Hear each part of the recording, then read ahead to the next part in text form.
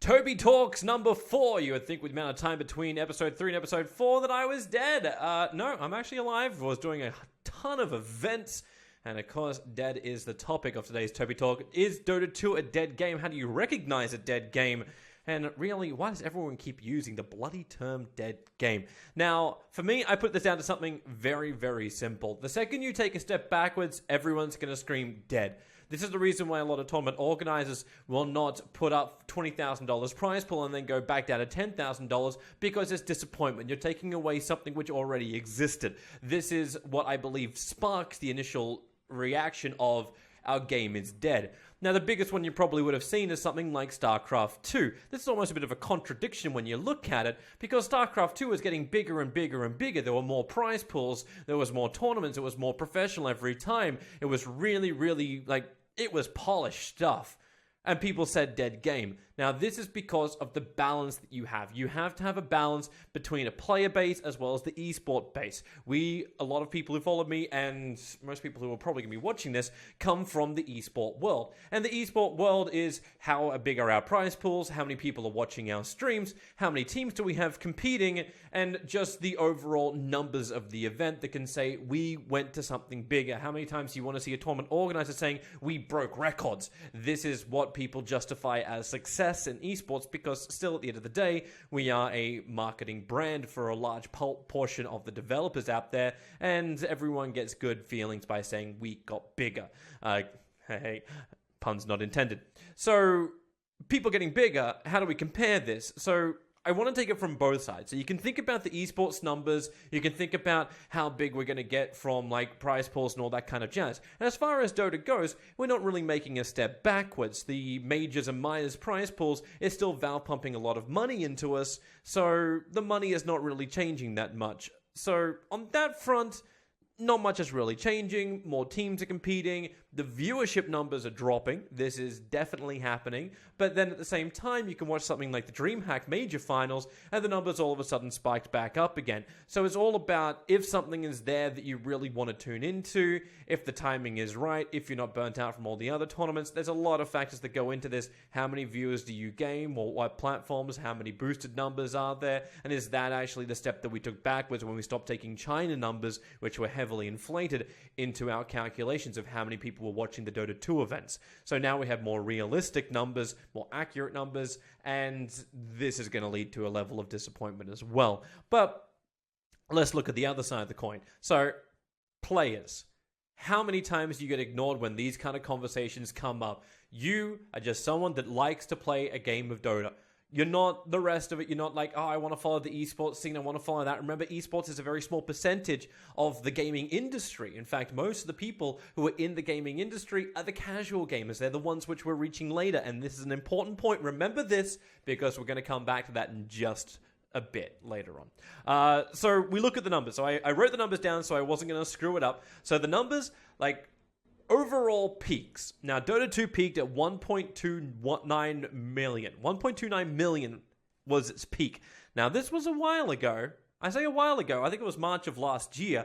And then the CSGO number, they peaked up at 850,000. Now, there was also the call out in October 2013 that League of Legends released a number saying they peaked at 7.5 million concurrent players at one time.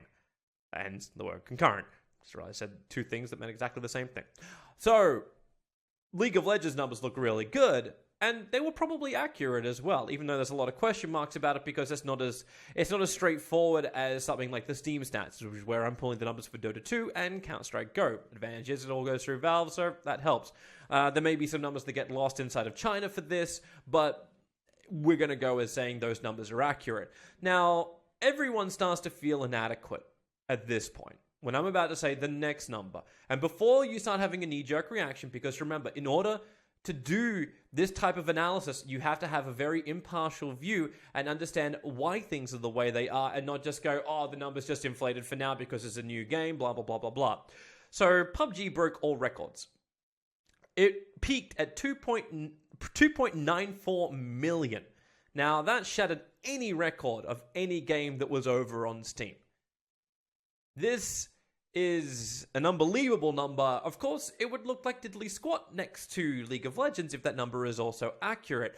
But everyone is kind of seeing the consistency of how many people are playing this game, and we're going to see even higher peak now that the test servers, when they get pulled over and we get the new map, everyone's going to jump on the primary game, and this is going to flag a lot of high numbers, and everyone's going to start to feel massively insecure, because this is what happens. Dead game is a result of this. Dead game is almost an embodiment of all these emotions you have when somebody says, please, no, my game is still important. Everyone's going to keep playing my game, right? And then you start thinking, you make a mountain out of like a very small ant mound, and you're like, okay, what the hell is this? Like, I have queue times of 20, 30 minutes. I have this problem and this problem and this problem. And I can base it all on the fact that we're just losing players. We're bleeding out players. And this, in some part, is true, but probably not on the level that you think it is. So you have to think of the effect of what's actually pushing Dota backwards. Where are you losing these numbers? And this can be applied for all games. Now, you can go for the most simplest one. New games come out. Cannot tell you how much I've seen people, even at the Dota land, Slack so no one will not stop playing it. The Swift, they keep playing everything. Like Zelda comes out. Do you keep playing Dota when you want to play the new Zelda if you manage to get yourself a Swift?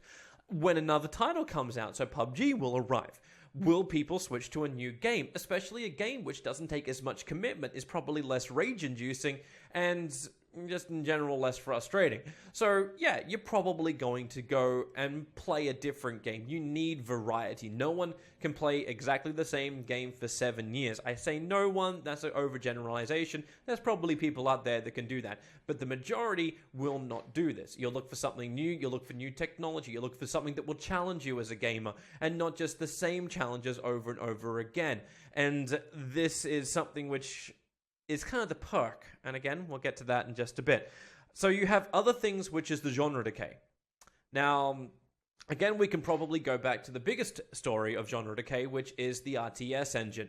Now, RTS was kind of the thing. It was Warcraft, it was StarCraft. Blizzard had the biggest monopoly over so many games because their lore was so thick. It was expanded as well. World of Warcraft was a huge part of that. The storyline was captivating from them. And just overall, RTS just seemed to be where it was at.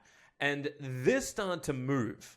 Now, the genre can move for many, many reasons. In that one, you can probably put it down to the fact that everyone wanted to play with their friends in a community game in a less try-hard environment. Hilarious enough, people play Dota and LoL. But it's still the same mindset, right? I can only play with myself. Potentially, I can play with a bunch of people as well, but I'm really still just playing by myself when I play an RTS. So I then can play alongside 4 other people and actually have a community form from this. And oh wow, there's these really great strong communities which I can already join, like League of Legends and Dota 2. So this is very, very attractive to go to. Fantastic. So where's the next point you move to? Okay, I want to make my experience still very community-based, so I want to play in squads. Okay, well, this is probably one of the big attractions of PUBG. I can play with randoms or with my friends to up to a number of 4.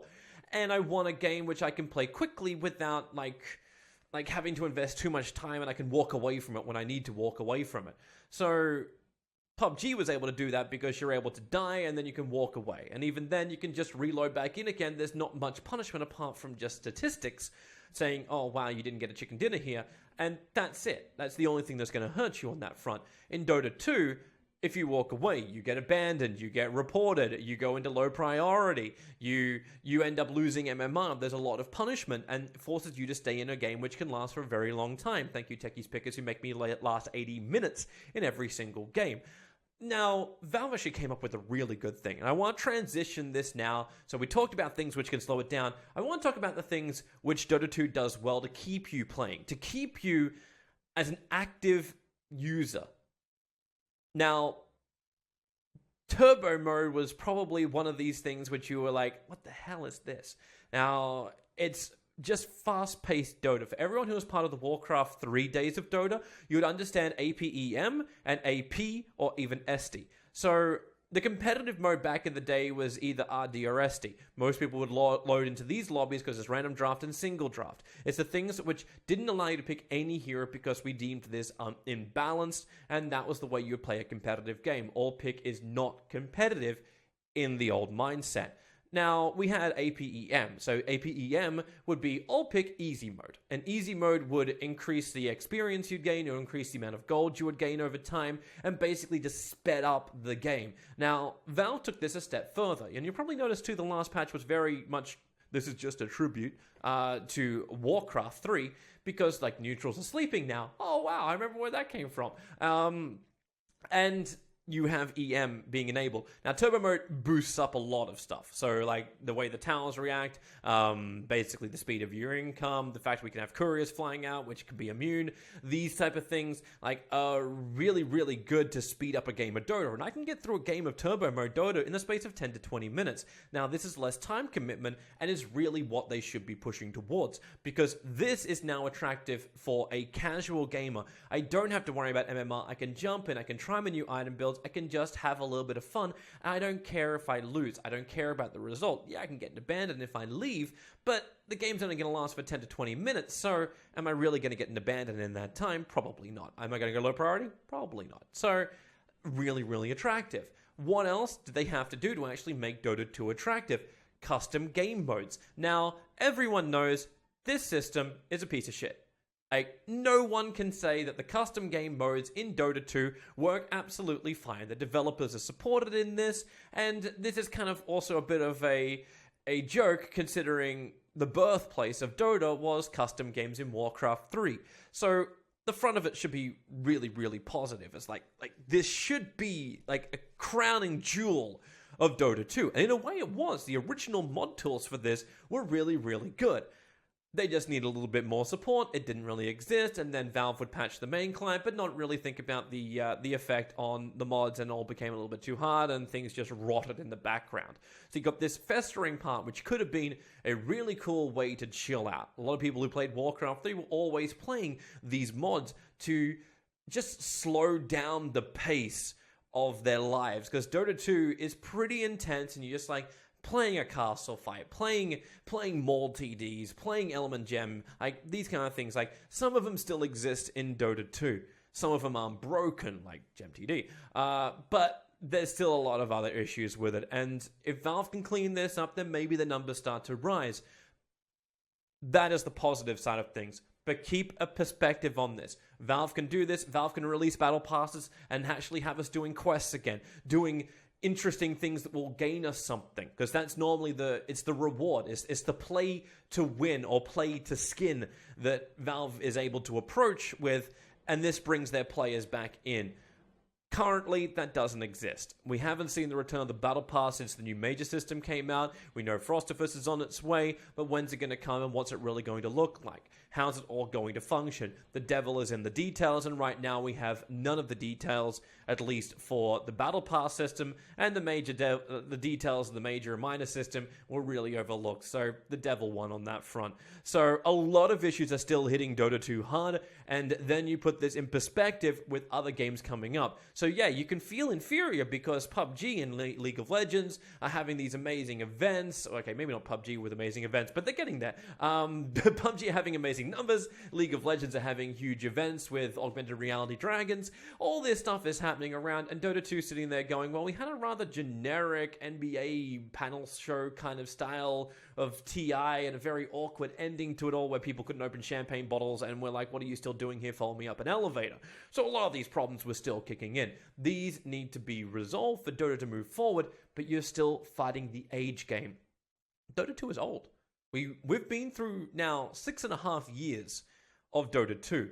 Even longer for Dota itself, and the genre was stronger back when it was in Warcraft 3 and then the very early years of Dota 2. It's starting to drop off. First-person shooters come in because our audience, which is watching these games, are becoming a lot more casual. So how hard is it to actually understand, like point, click, shoot? Like, this is the most easiest way for people to get into gaming because it's what they can relate to.